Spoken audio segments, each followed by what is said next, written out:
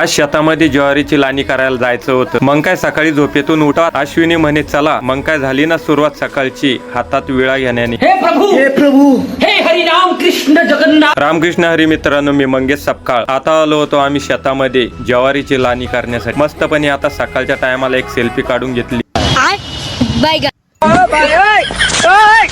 नंतर दादा म्हणे वेळ घेऊन ये, पण वर्दी बदलायचीच राहिली होती. मग काय पटापट वर्दी घालून घेतली. शेतातली अभी मजा आएगा ना. बूट घातले आणि निघालो. शिवला गोदडी टाकून दिली. घरून खेळणी आणले होते ब्लॉक जोडण्याचे. बस म्हटलं आता खेळ झाली ना. मग आता ड्युटी चालू. एका दाण्याचे लाख दाणे केलेत बरं का, पण एका ठिकाणी आता टाकावं लागेल. मग काय पटापट महिला मंडळींनी खुडणी चालू केली. डालं भरलं, डालं डोक्यावर घेतलं आणि पट्टीवर नेऊन टाकलं. दादा, मी, अश्विनी, वहिनी आम्ही सर्वजण होतो आणि मजूर मंडळी. आता लागली होती तहान. पटापट सर्वांनी पाणी पिऊन घेतलं. आता आले होते नाना. मग काय शिव काही थांबेना नाना सोबत जाण्यासाठी. ज्वारीची खुडणी सुद्धा झाली होती. घरी आलो, आंघोळ केली. काही वेळातच एवढं आभाळ आलं होतं. नंतर पावसाचं वातावरण तयार झालं. पण शिव का पळत होता काही समजेना.